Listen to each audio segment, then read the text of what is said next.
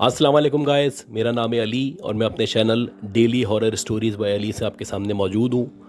मैं उम्मीद करता हूँ आप सब खैरियत से हैं, खुश हैं और कामयाब हैं। तो जिन लोगों ने अब तक मेरे चैनल को सब्सक्राइब नहीं किया वो उसको सब्सक्राइब कर लें, लाइक करें, अगर हो सके तो शेयर करें। बाकी गाइस व्हाट्सएप नंबर मौजूद है, अगर आप अपनी स्टोरीज़ भेजना चाहते हैं तो कोशिश करें कि सिर्फ स्टोरीज़ भेजें, कोई एक्स्ट्रा मैसेजेस ना करें। ईमेल कर सकते हैं, अगर आप चाहें तो वॉइस की सूरत में रिकॉर्ड करके भेज सकते हैं। जैसे आपको बेहतर लगे सिर्फ स्टोरी शेयर करें, ये मेरे लिए बहुत इंपॉर्टेंट है और आपका कॉपरेशन मुझे रोज़ाना की बुनियाद पे चाहिए। अच्छा, आज की जो पहली स्टोरी है ये हमें शफीकुल इस्लाम साहब ने भेजी है। ये बताते हैं कि इनका जो ताल्लुक़ है वो बांग्लादेश से है और बांग्लादेश में ये जहाँ पे रहा करते हैं वहाँ पे बेसिकली एक बहुत लंबा सा रेलवे ट्रैक मौजूद है और ये बताते हैं कि तकरीबन 7 किलोमीटर तक का वो ट्रैक है। राइट साइड पे ट्रैक है, लेफ़्ट साइड पे जो बेंगलोज़ या आबादी बनी हुई है, तो उधर ये तकरीबन 4-4.5 किलोमीटर की मुसाफत तय करने के बाद रहा करते हैं। ये बताते हैं कि जो रेलवे ट्रैक है, इस रेलवे ट्रैक के बारे में बहुत सारी बातें ये बचपन से सुनते चले आए हैं और इनके बड़ों ने भी, इनके फोर फादर्स ने भी बहुत सारे किस्से उस ट्रैक के बारे में बताए थे। खैर, ये अपना कुछ एक्सपीरियंस है जो शेयर करना चाहते हैं और ये बताते हैं कि एक दफ़ा रात के तकरीबन 12 या 12:30 बजे ये किसी प्रोग्राम में से आ रहे थे। इनके साथ इनकी वाइफ, इनकी साली और इनके 2 बच्चे मौजूद थे। अच्छा, ड्राइविंग के हवाले से ये बताते हैं कि जो मैं ड्राइविंग करता हूँ तो मैं बहुत ज़्यादा केयरफुल ड्राइविंग करता हूँ। बहुत सारे लोग, इवन कि मेरी फैमिली में भी बहुत सारे लोग मुझे कहते हैं कि भाई तुम बहुत सुस्त ड्राइवर हो या तुम बहुत स्लो चलाते हो। अक्सर लोग इरिटेट हो जाते हैं। मेरा मकसद उनको इरिटेट करना नहीं होता, मेरा मकसद ये होता है कि मैं सेफ़ ड्राइविंग करूँ, क्योंकि जहाँ हम मंजिल पे जा रहे हैं या जहाँ हम पहुँचना चाहते हैं वहाँ पहुँच जाएँ, बजाय इसके कि हम अस्पताल जाएँ। खैर, किस्सा मुख्तसर ये बताते हैं कि रात के 12 साढ़े 12 बजे का टाइम था। एक प्रोग्राम से ये आ रहे थे और सीधे हाथ पे रेलवे का ट्रैक था और ट्रेन बस गुजरने ही वाली थी। लेफ़्ट साइड पे इनकी आबादी चल रही थी, इनको सीधा सीधा जाना था और तकरीबन 4 या 5 किलोमीटर का जो फासला तय करते हैं उसके बाद इन्होंने एक टर्न लेना था, वहाँ पे इनका घर मौजूद था। अब ये बताते हैं कि जैसे जैसे मैं ड्राइविंग कर रहा था, क्योंकि मैं बहुत आराम से इत्मीनान से ड्राइविंग कर रहा था, तो मुसलसल मैं ऑब्ज़र्व कर रहा था कि मेरी गाड़ी के पीछे कोई एक बड़ी सी गाड़ी है, मे बी एक बस है, जो मुसलसल हॉर्न बजा रही है या वो लाइट जला के मुझे साइड में होने का इशारा कर रही है। हालांकि मैं अपने ट्रैक पे मौजूद था जो कि बिल्कुल ठीक था, लेकिन उसके बावजूद भी जब उसने मुसलसल लाइट जलाई तो मैंने सोचा कि मज़ीद लेफ़्ट साइड पे हो जाता हूँ ताकि इसको जाने का रास्ता मिल सके। ये बताते हैं कि जैसे ही मैंने आहिस्ता आहिस्ता गाड़ी लेफ़्ट साइड पे करना शुरू की तो वो जो बस थी वो भी लेफ़्ट साइड पे होना शुरू हो गई। अब मैं बड़ा हैरान था कि ये किस तरह का बिहेवियर है। ये मुझे जाने का रास्ता मांग रहा है, मैं उसको रास्ता दे रहा हूँ, उसके बावजूद भी ये मेरे पीछे आ रहा है या उसी तरफ जा रहा है जहाँ मैं जा रहा हूँ। खैर, मैंने मज़ीद लेफ़्ट पे करने की कोशिश की तो जो बस वाला था उसने भी मज़ीद लेफ़्ट पे कर ली। गर्ज़ के वो बस ये चाह रहा था कि किसी भी तरह मेरे पीछे आता रहे या मुझे टक्कर मार दे, या शायद उसका इरादा ये था कि मैं राइट साइड पे, यानी जो फास्ट लेन है, मैं उस तरफ चला जाऊँ। ये बताते हैं कि मैं इसी कश्मकश में था कि इसको क्या हो गया है। इसी दौरानिए में मैंने सुना कि ट्रेन की विसल बजी है और जब ट्रेन की विसल बजी तो मुझे यकीन हो चला कि अब राइट साइड से ट्रेन आएगी और हमें बेसिकली उसको रास्ता देना होगा। खैर, बहरहाल जैसे ही वो ऐसा ऐसा करके ट्रेन मेरे करीब आना शुरू हुई तो जो बस वाला था वो मुझे फोर्सफुली कोशिश कर रहा था कि मैं राइट साइड पे जाऊं, यानी फास्ट ट्रैक की तरफ चला जाऊं। अब जब वो मुसलसल से पीछे बार बार हॉर्न बजा रहा था तो मजबूरन मैंने अपनी जो गाड़ी थी उसको राइट साइड पे किया। अब मैं ये सोच रहा था कि शायद ये लेफ़्ट साइड पे जाना चाहता है, इसलिए बार बार हॉर्न बजा रहा है, मैं उसको समझ नहीं पा रहा हूँ। खैर, जब मैंने अपनी जो गाड़ी थी उसको आहिस्ता आहिस्ता करके फास्ट ट्रैक पे किया तो वो जो बस थी वो भी फास्ट ट्रैक पे आ गई। फिर आके उसने हॉर्न बजाना शुरू कर दिया, फिर उसने लाइट मारना शुरू कर दी। अब ये जो उसका बिहेवियर था ये नाकाबिले बर्दाश्त था। मुझे शदीद गुस्सा आ रहा था कि आखिर ये चाहता क्या है। ये जो कुछ हो रहा था कुछ सेकंड्स के अंदर हो रहा था। इसी दौरान में वो जो ट्रेन थी बिल्कुल हमारे बराबर में आ गई। अब ये बताते हैं कि मैं फास्ट ट्रैक पे था और वो जो बस वाला बार बार हॉर्न बजा रहा था तो मैं उसको इग्नोर कर रहा था। अब मैंने सोच लिया था कि जब तक ट्रेन नहीं गुजर जाती मैं मज़ीद राइट साइड पे नहीं जाऊंगा, क्योंकि अगर मैं मज़ीद राइट साइड पे गया तो अल्लाह ना करे मेरी जो गाड़ी है वो ट्रेन से टकरा सकती है या उसके आगे आ सकती है। जब मैंने कुछ सेकंड्स तक उस बस को इग्नोर किया या उसके सिग्नल्स को इग्नोर किया तो जो बस ड्राइवर था वो बिल्कुल मेरे लेफ़्ट साइड पे मेरी गाड़ी के बराबर में आ गया। अब ना सिर्फ वो बिल्कुल मेरे बराबर में आ गया था बल्कि वहाँ से वो मुझे साइड मारने की कोशिश कर रहा था। मुझे अंदाज़ा हो गया कि मुझे जानबूझ के राइट साइड पे ले आना चाहता है जहाँ से ट्रेन गुजर रही है, ताकि मैं ट्रेन से टकरा जाऊँ, मेरा एक्सीडेंट हो जाए और मेरी डेथ हो जाए। लेकिन ये ऐसा क्यों कर रहा था, ये मेरी समझ से बाहर था। ना मैं इस बस वाले को जानता था, ना उस बस के अंदर जो लोग मौजूद थे उनको मैं जानता था। मैं यही सोच रहा था कि आखिर ऐसा क्यों कर रहा है कि उसने बहुत ज़्यादा तेज़ी से मेरी गाड़ी को दबाना शुरू किया और मजबूरन मैं आहिस्ता आहिस्ता करके राइट साइड पे जाने लगा। अब मुझे लगने लगा कि अगर मैं कुछ मज़ीद राइट साइड पे गया तो वो जो ट्रेन जो गुजर रही है मैं उससे टकरा जाऊंगा। लिहाजा मैंने आहिस्ता आहिस्ता करके अपनी स्पीड स्लो की। बस थोड़ा सा आगे निकली और जब बस थोड़ा सा आगे निकली तो मुझे बस का जो व्यू था वो क्लियर हो गया। अब मैंने देखा कि बस के अंदर बहुत सारे बच्चे मौजूद हैं जो मुसलसल हमारी गाड़ी की तरफ देख रहे हैं और हाथ हिला रहे हैं। अब जब मैंने, मेरी बीवी ने, मेरी साली ने, हम सब ने गौर किया तो हमने देखा वो जितने भी बच्चे हमारी तरफ देख रहे हैं उन सब की जो आंखें हैं वो मुकम्मल तौर पे ऊपर चढ़ी हुई हैं और मुकम्मल तौर पे वाइट हैं। अब जब हमने देखा तो हमारी समझ से बाहर था कि हमने क्या देखा है, क्योंकि बज़ाहिर देखने से ऐसा लग रहा था कि ये कोई नॉर्मल बच्चे नहीं है। नॉर्मली इस तरह के बच्चे नहीं हुआ करते। इनकी जो आंखें थीं मुकम्मल तौर पे वाइट थीं और सारे के सारे जितने भी बच्चे थे जो हमें नज़र आ रहे थे उन सब की शक्लें एक जैसी थीं। ये बताते हैं कि जो मंजर मैंने देखा था या हम सब ने देखा था, उसके बाद तो हमारी हिम्मत नहीं थी कि हम बस से मज़ीद आगे निकलें या उसके बराबर में जाएं। लिहाजा आहिस्ता आहिस्ता करके हमने गाड़ी स्लो की और बिल्कुल लेफ़्ट साइड पे जाके रोक दी।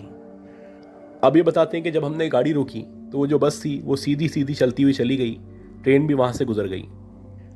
लेकिन इस वाक़ये से हमें बहुत क्लियर मैसेज मिल चुका था कि वो जो बस ड्राइवर था या बस में जो भी लोग मौजूद थे या जो भी मखलूक़ात थी वो बेसिकली हमारी गाड़ी को दबाना चाहती थी और वो चाहते थे कि हम ट्रेन से टकरा जाएं।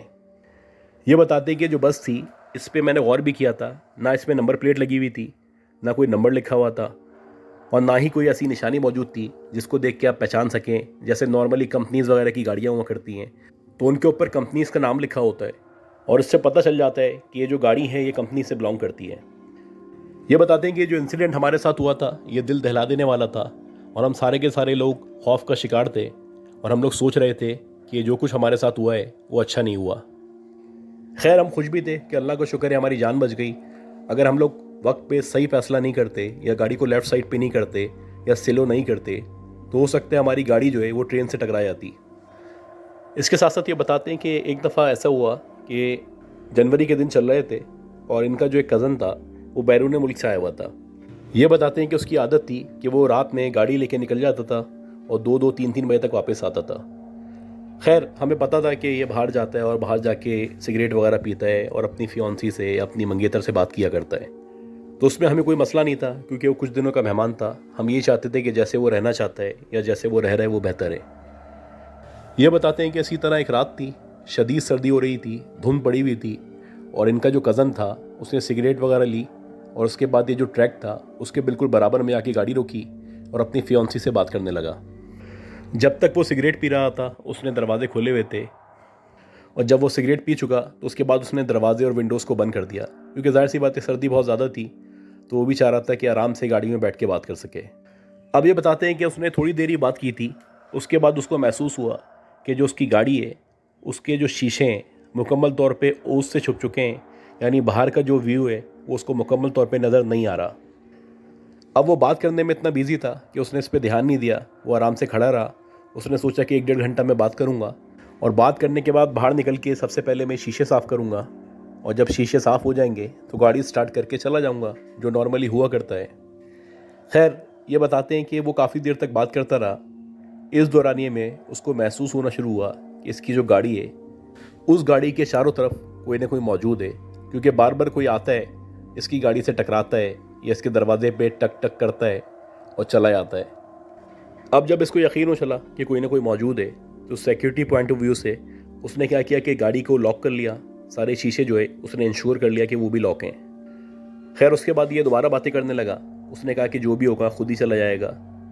लेकिन इसी दौरानिए में उसने देखा कि इसकी गाड़ी की जो बैक साइड है, यानी कि जो पीछे का शीशा है, वहाँ पे बाकायदा किसी ने अपनी उंगलियों से निशान बनाए। अब अगर आप बाहर की तरफ मौजूद हो, गाड़ी पे ओस पड़ी हुई हो, तो अपनी उंगलियों से जो आप लिखते हैं या जो निशान बनाते हैं वो अंदर से भी नज़र आ रहे होते हैं। तो वैसे ही निशानात इनके कज़न को नज़र आ रहे थे और उसको यकीन हो चुका था कि कोई ना कोई गाड़ी के बाहर मौजूद है जो उसके शीशे पे कुछ लिख रहा है। अब ये बताते हैं कि बारी बारी जितने भी शीशे थे, लेफ़्ट, राइट, फ्रंट, बैक, सब जगह आके किसी ने कुछ ना कुछ लिखा या अपने हाथों के निशान बनाए, और जो भी लिख रहा था वो इसको नज़र नहीं आ रहा था। खैर काफ़ी देर ऑब्ज़र्व करने के बाद इनके कज़न ने सोचा कि मैं बाहर निकलता हूँ और निकल के देखता हूँ, हो सकता है बच्चे शरारत कर रहे हों। तो जैसे ही उसने गाड़ी का गेट खोला और बाहर निकला तो उसको महसूस हुआ जैसे कि फ़िज़ा में बच्चों के हंसने की या खिलखिलाने की आवाज़ आ रही है। खैर ये निकला, इसने चारों तरफ देखा तो दूर दूर तक कोई मौजूद नहीं था। शदीद ओस पड़ी हुई थी, लेकिन मुसलसल बच्चों के हंसने की या खिलखिलाने की आवाज़ आ रही थी। इस सिचुएशन को देख के इनके कज़न को डर लगना शुरू हुआ। खैर इनके कज़न ने जल्दी से शीशे वगैरह साफ़ किए, गाड़ी में बैठा और गाड़ी वहाँ से लेकर रवाना हो गया। ये बताते हैं कि जब इनका कज़न वहाँ से निकल रहा था तब भी उसको ज़ोर ज़ोर से बच्चों के हंसने की आवाज़ आ रही थी। अच्छा गाइस, आज की जो दूसरी स्टोरी है ये मिस शहला ने भेजी है और ये बताती हैं कि ये पिछले तकरीबन 17 या 18 साल से कराची का एक प्राइवेट हॉस्पिटल है, वहाँ पे नर्सिंग के शोबे से वाबस्ता हैं। ये बताती हैं कि इनकी जो ज़िंदगी है उस ज़िंदगी में इन्होंने बेतहाशा पैरानॉर्मल एक्टिविटीज़ या इस तरह की चीज़ें जो हैं वो ऑब्ज़र्व की हैं। जैसे कि सबसे पहले एक वाक़ये का जिक्र करती हैं कि 2017-18 में ये नॉर्थ नाज़िमाबाद के एक प्राइवेट हॉस्पिटल में, जो कि बड़ा नामी गिरामी है, वहाँ पे एज नर्स जॉब कर रही थी, कि एक पेशेंट आया। और वो जो पेशेंट आया था उसकी जो उम्र थी तकरीबन 60 या 65 साल के दरमियान थी। ये बताती हैं कि उसका जो केस था बड़ा एबनॉर्मल केस था, समझ से बाहर था। उसने खाना पीना छोड़ दिया था, ना किसी को पहचान रहा था, ना किसी से बात कर रहा था। हम लोगों ने बहुत सारे टेस्ट किए और डॉक्टर जो भी लिखते थे या दवाएं लिखते थे वो सब दी आ रही थी, लेकिन उसके बावजूद भी उसकी जो तबीयत थी उसमें कोई बेहतरी नहीं आ रही थी। अब ये जो केस था इतना डिफरेंट केस था कि उसकी बीमारी भी नहीं पता थी, उसका कोई मामला भी हमें नहीं पता था, लेकिन उसने खाना पीना छोड़ा हुआ था, बहुत ज़्यादा डरा हुआ था। ऐसा लग रहा था कि कोई ऐसी चीज़ उसने देख ली है जो उसके दिमाग से या दिल से निकल नहीं पा रही। ये बताती हैं कि उसकी एक अटेंडेंट थी जो कभी कभी आया करती थी, समझ लें 2-3 दिन में एक चक्कर लगाती थी। अब ये नहीं पता वो उसकी बीवी थी या उसकी बहन थी, लेकिन वो जब भी आती थी उससे मिलती थी, मुलाकात करती थी और वो उसके करीब बैठी रहती थी। और जब वो उसके करीब बैठती थी तो वो कुछ ना कुछ पढ़ती रहती थी, और जब वो पढ़ती रहती थी तो आहिस्ता आहिस्ता करके ऐसा लगता था पेशेंट की जो तबीयत है वो बेहतर होती चली आ रही है, और उसकी मौजूदगी में वो खाना वगैरह भी खा लेता था। अब ये सारी की सारी बातें मैं ऑब्ज़र्व कर रही थी, लेकिन जाहिर सी बात है, आपको पता है कि अस्पताल में कुछ और मामला होते हैं। अस्पताल की पूरी कोशिश होती है कि मेडिकली जितना उनको ट्रीट कर सकते हैं करें, या जितना मेडिकली आगे जा सकते हैं जाएं, और मेडिकली वो देखें कि क्या मसला है या किस वजह से पेशेंट की ये हालत है। हालांकि जो मेरी ऑब्जर्वेशन थी वो यही थी कि जब भी इसके ऊपर बैठ के कुछ ना कुछ पढ़ा जाता है या दम दुरूद किया जाता है तो उसकी तबीयत बेहतर हो जाती है, और जो हम दवा वगैरह दे रहे होते हैं उससे मुझे नहीं लगता कि इस पे या इसकी तबीयत पे कोई फ़र्क पड़ता है। खैर अस्पताल के जो नॉर्म्स थे या जो स्टैंडर्ड्स थे वो तो फॉलो करने थे इनको। अब ये बताती हैं कि वो जो अटेंडेंट थी आहिस्ता आहिस्ता करके उसने आना कम कर दिया, यानी पहले वो 2 दिन बाद आ रही थी तो अब वो 3 दिन बाद आने लगी, और तकरीबन 1 हफ्ते के अंदर अंदर ऐसा हो गया कि उसने बिल्कुल ही आना बंद कर दिया। अब जब उसने आना बंद किया तो आहिस्ता आहिस्ता करके जो पेशेंट था इसकी तबीयत जो थी वो ख़राब से ख़राब होती चली आ रही थी। ये बताती है कि इसी तरह 5-6 दिन मज़ीद गुजर गए, और 5-6 दिन के अंदर उसकी तबीयत इस कदर ख़राब हो गई कि बज़ाहिर ऐसा लगने लगा कि वो किसी भी वक्त मरने वाला है। अब जब उसकी ये पोजीशन हो गई तो अचानक से वो जो अटेंडेंट थी वो आ गई, और अगेन जब वो आई तो आके उसने वही दम दुरूद करना शुरू किया और उस पर दम किया, पढ़ा। उसके बाद वो जो बंदा था वो उठ के बैठ गया, उसने खाना खाया, पानी पिया, और बज़ाहिर ऐसे लगने लगा जैसे उसकी जो तबीयत है वो नॉर्मल हो चुकी है। अब ये बताती हैं कि मैं काफ़ी दिनों से ये सब ऑब्ज़र्व कर रही थी। आज मैंने सोचा हुआ था कि ये जो इसकी अटेंडेंट है इससे बात करूँगी, इससे जानने की कोशिश करूँगी कि ये कौन है, इसका इससे क्या रिश्ता है, ये कहाँ से आती है और ये क्या कुछ पढ़ती है, कि इसके पढ़ने के बाद ये जो मरीज़ है उसकी तबीयत बेहतर से बेहतर होती चली जाती है। अब ये बताती है कि मैं वेट कर रही थी कि जैसे ये जाने के लिए निकले तो मैं इसको पकड़ लूँ। कि इसी दौरानिया में ये बताती हैं कि इनके जो डॉक्टर थे उन्होंने इनको बुला लिया। खैर जब उन डॉक्टर ने इनको बुलाया तो ये वहाँ पे गई और डॉक्टर से बात करने लगी, या जो भी काम डॉक्टर ने दिया था वो इन्होंने किया। इसी दौरानिए में इन्होंने देखा कि वो जो अटेंडेंट है वो बाहर निकलती हुई गेट की तरफ जा रही है। अब ये एक कन्फ्यूजन का शिकार थी कि मैं उसके पास जाऊँ या ना जाऊँ। खैर काफ़ी देर सोचने के बाद इन्होंने सोचा कि मैं उसके पास चले आती हूँ, और इन्होंने तेज़ी से गेट पे आके उसको पकड़ लिया।